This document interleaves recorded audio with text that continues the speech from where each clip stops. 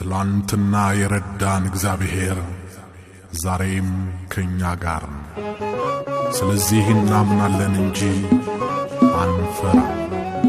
ምን ጊዜም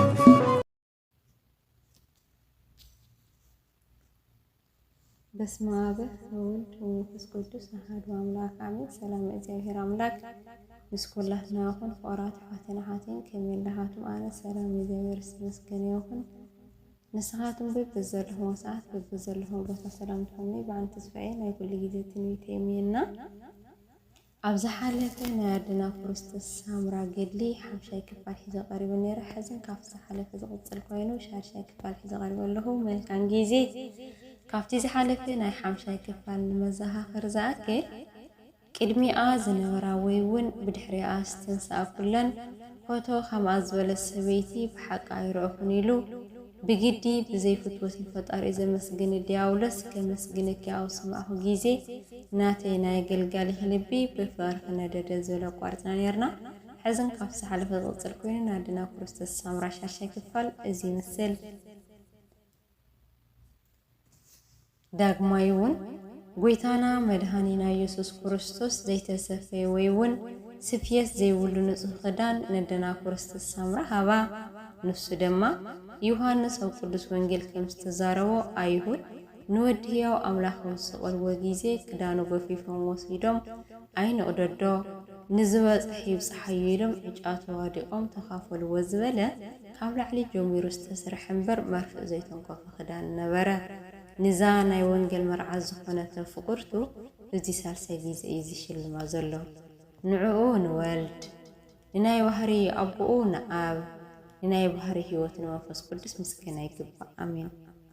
ካብ ዕለታት ሓደ መዓልቲ ኣደና ክርስቶስ ሳምራ ናይ ጣና ቂርቆስ ቤተ ክርስቲያን ንምስራሕ ወይ እውን ንምህናፅ መኳንንትን መሳፍንትን ካብ ንጉስ ተኣዚዘን ከም ዝመፁ ኣብ ሰምዐት ግዜ ፈፂማ ተከዘትን ሓዘነትን። ንነፍሳ ድማ ኣተሃካይ እዞም መኳንንትን መሳፍንትን ተኣኪቦም ወፂኦም ብጸሎት ከተማህፂና ርድእና ኣማልድና ኣብ ዝበለኸ ግዜ እንታይ ክትምልስሎም ኢኺ ኣበይ ክትሕቢ ክበለታ ከምዚ እናበለት መሪር ብክያት በኸየት። በዚ ግዜ ጎይታና መድሃና ኢየሱስ ክርስቶስ ናብ ኣመፅኡ እቲ ቀዲመ ዝነበርኩ ወይ እውን ዝበልኩኺ ኩሉ ረሲዕ ክየድ ይበላ። ምሕረት ክግበረሉ ዘይግባእ ናባኻ ኣይመፅእን ገለኽ እውን ክሰማዕ ኣይኽእልን በላ። ዳግማይ እውን ነቶም ብኣምሳለይ ዝፈጠርክዎም ኩሎም ኣብቲ ኣነ ኣምላኽም ዘምልከሉ እንተመፁ ተስፋ ኣይተቑርፁ እዮም በላ። በዚ ግዜ በጎይታይ ፍቓድካ እንተደኣ ኮይኑ ኣብዚ ዘለውዎ ኣብ በብሃገሮምን ኣብ በቤቶምን መሓሮም ኢላ መለሰትሉ። ኩሉ ክገብር ስልጣን ኣለኒ፣ ነገር ግና ኣዝየ ስለ ዘፍቀርኩኽን ፍቕርተይ ስለ ዝገበርኩኽን ክብርኽን ንኽግለፅን ስንክውን ኣብ ሙሉእ ዓለም ንኽፍለጥን ስለ ዘደለኹ እምበር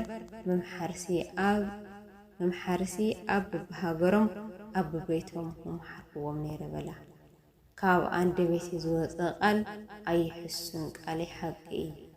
ብሓቂ ይብለክ ኣለኹ ንዓኺ ዘየፍቅርን ዛና ገድልኺ ዘይሰምዕን ኩሉ ገፀይ ክርኢ ኣይኽእልን።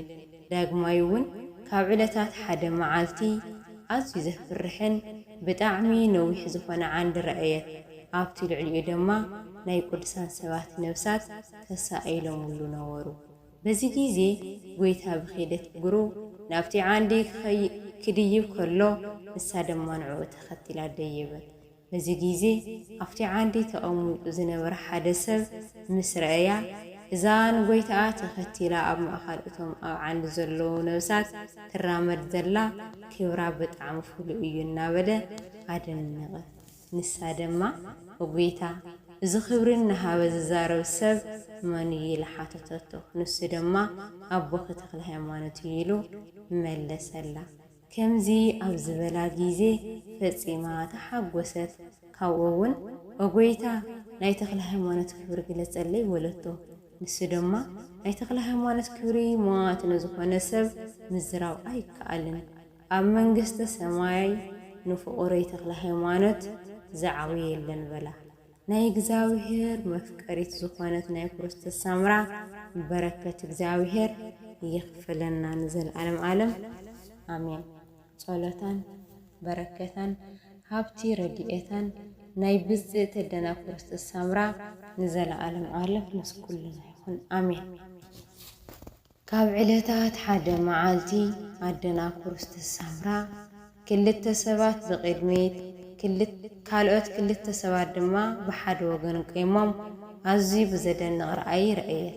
ዳግም እውን ሰለስተ ሰባት ብሓደ ወገን ሓደ ሰብ ድማ ብኻሊእ ወገን ቆይሙ ረአየት። እዞም ኣብ ሰለስተ ኣብ ክልተ ተኸፊሎም ዝቆሙ ሰባት መሪር ብኽያት ክወኽዩ ከለዉ እቲ ኣብ ጥቕኦም ቆይሙ ዝነበረ ሓደ ሰብ ግና ብዙሕ ተሓጒሱ ይስሕቕ ነበረ።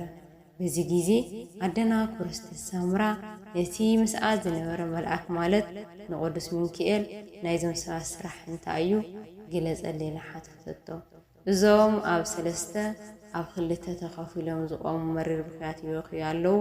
እቲ ካሊእ ኣብ ጥቕኦም ዘሎ ሰብ ግና ኣዝዩ ይሕጐስ ኣሎ። እንታይ እዩ ምኽንያቶም በለቶ። እቲ ናይ መላእኽቲ ሓለቓ ዝኾነ ቅዱስ ሚካኤል ድማ ነቲ በይኑ ቆይሙ ዘሎ ሰብ ኸይድኪ ሕተት እዮ ንሱ ክነግረኪ እዩ በላ። በዚ ግዜ ናብቲ በይኑ ቆይሙ ዘሎ ሰብ ኸይዳ እዞም ሰባት እናወኽዩ ከለዉ ንዓኻ ንበይንኻ ዝስሕቐካ ዘሎ እንታይ እዩ ንገረኒ በለቶ። ከምዚ ኢላ ምስ ሓተተቶ ኣዝዩ ተቖጣዓ። ብቁጥዑ እውን ኣሰንበዳ ወይ እውን ኣፍራሓ። ደጊማ ድማ ናብቲ መላእኽቲ መሊሳ ይትረፍዶ ሕተይ ክምልሰለይ ተቖጢዑ ኣፈራሪሑ መሊስኒ በለቶ። ሕጂ እውን ከይድኪ ደጊምኪ ሕተት እዮ ንሱ ከረድአኪ ይበላ። በዚ ግዜ ደጊማ ናብቲ ሰብ ኸይዳ ንበይንኻ ዘስሕቐካ ዘሎ ምኽንያት እንታይ እዩ ንገረኒ፣ ከይነገርካኒ ኮቶ ኣይገድፈካን ወይ እውን ኣይሰደካን ወለቶ። ከምዚ ኣብ ዝበለቶ ግዜ ካብ ቀደም ንላዕሊ ኣዝዩ ተቖጣዓ። ነገር ግና ግዲ ኮይኑዎ ከምዚ ጌርኪ ኣጥቂ ክትሓትኒ ዝኽኣልኪ ብሓይልቲ ናይ መልኣክ ሓለቓ ዝኾነ ቅዱስ ሚካኤል እምበር ብሓይልኻ ኣይኮነን። እንሆ ኣነ ይርኢ ኣለኹ። ኣቐዲሙ ካብ ክብረይ ካብ ማዕረገይ ኣውርድኒ። ሎሙ ድማ ኣብ ዘለፎ ቦታ እናተኸታተለ ይቃወመኒ ኣሎ ኢሉ መለሰላ። እዚ ድሕሪ ምዋሉ እዞም ክልተ ኮይኖም ብሓደ ወገን ዝቆሙ ኣዳምን ሔዋንን እዮም። እዞም ብኻሊእ ወገን ቆይሞም ዘለዉ ድማ አንጥኖስን መቃርስን እዮም። እዞም ብሓደ ወገን ቆይሞም ትርእዮም ዘለኽ ሰለስተ ሰባት ከዓ ኣብርሃምን ይስሐቅን ያዕቆብን እዮም። ንሳቶም ስለ ደቆም ይወኽዩ ኣለዉ። ንደቆም ክሳዕ መወዳእታ ዓለም እናስሓትክዎም ክፉእ እናስራሕክዎም ክነብር እየ። ኣዳምን ሔዋንን ንስለ ኩሉ ሰብ ይወኽዩ ኣለዉ። አንጥኖስን መቃርስን ስለ መነኮሳት ይወኽዩ ኣለዉ። ኣብርሃምን ይስሐቅን ያዕቆብን ስለ ነገስታት ይወኽዩ ኣለዉ። ከምዚ ኢሉ ምስ ነገራ ፈጺማ ተደነቐት። ናብቲ ዝለኣኻ መላእኽቲ መሊሳ ድማ ዲያብሎስ ዝመለሰላ መልሲ ነጊራ ኩሉ ንሓደ ብሓደ ኣረድአቶ።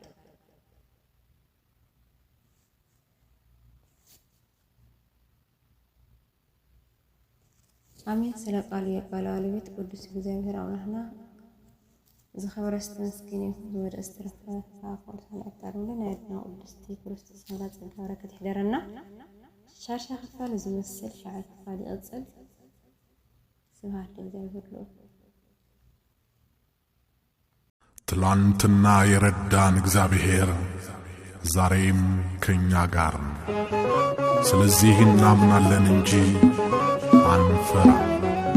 ምን ጊዜም